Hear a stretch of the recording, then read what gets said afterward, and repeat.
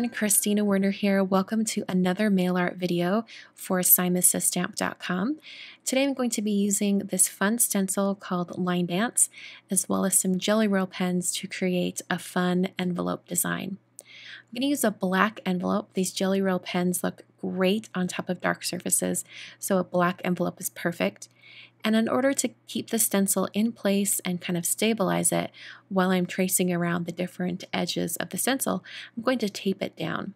I've taped the stencil to the envelope as well as sort of taping it all the way down onto my work surface. That's just going to really ground the stencil and just make everything more stable as I work on this design. So these Jelly Roll pens are from the Moonlight collection from Sakura, and these pens in particular are perfect for dark surfaces. They're almost like a neon color. They're bright and colorful.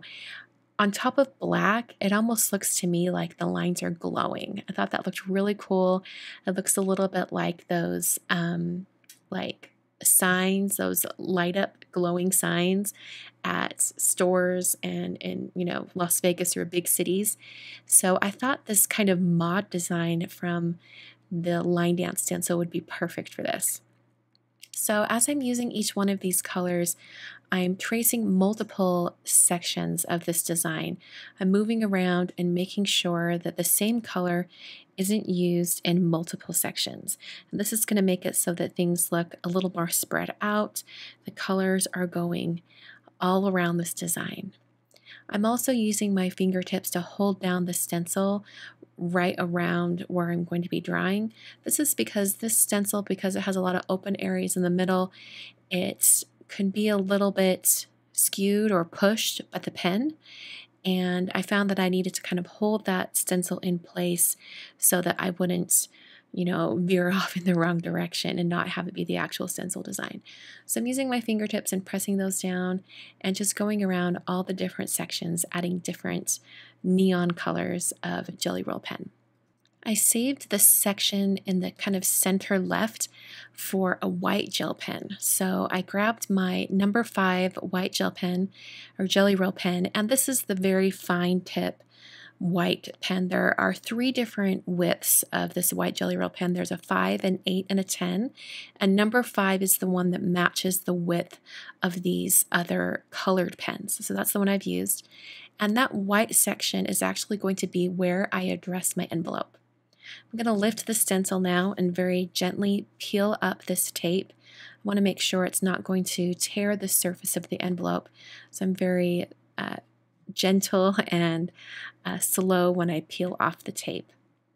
You can see how that design looks awesome like this. It looks really cool. I'm now going to pencil in the area for the address and kind of plan out all of the writing. So I'm using a pencil for this, and I've also got my eraser on hand so that I can really plan and erase sections and kind of design this as I go. The design or the idea behind this particular writing style is I'm going to do a mixture of capital and lowercase letters as well as very straight and streamlined letters and more curved or cursive letters. And I also want the letters to nestle in next to each other. So I'm going to spend quite a bit of time trying to get the spacing just right, and I'm going to erase a lot of things. I wanted to mention that the eraser that I'm using today is an arch eraser, and it's a foam eraser, and it's really gentle and it won't tear up the surface of your paper or cardstock. So I really have been enjoying using this eraser. It's one of my favorites. So after I had all of this penciled in, I then switched to a thicker white gel pen. This is the number 10, and the reason why I switched to this one is I wanted the address to really stand out. I didn't want it to be lost on this otherwise very busy envelope design, and I wanted to make sure that the address really felt like it was glowing and really, really bright. I also wanted to mention that this address is used with permission. Thank you so much, Casey.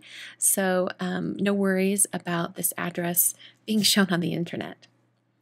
So after I had all of that penciled in, I decided to add a few details around some of the different sections on the design. So I grabbed the thin white pen again, the one that I used to outline the white area, And I'm going to do some diagonal lines and vertical lines. I'm just going to kind of change the direction of the lines for each one of these different sections. I started with this little one down below on the circle, and then I just went to different areas, and most of them are kind of smaller areas, and I just kind of spread them around. I wanted it to be pretty random.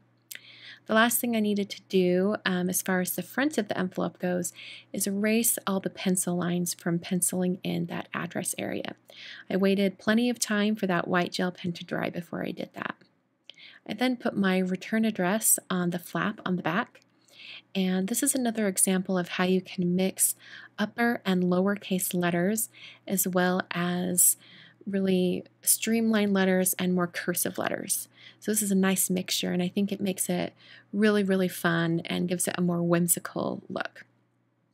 So after I had my address on there, it just needed a stamp and a postage stamp on the front. So I'm using this fun Janis Joplin stamp. I thought the colors worked well. And that finishes the envelope for this month. Hope you guys enjoyed. This is a really simple idea, just using gel pens or blending ink or something like that for a stencil. Thanks so much for watching, and I will catch you guys in another video very soon.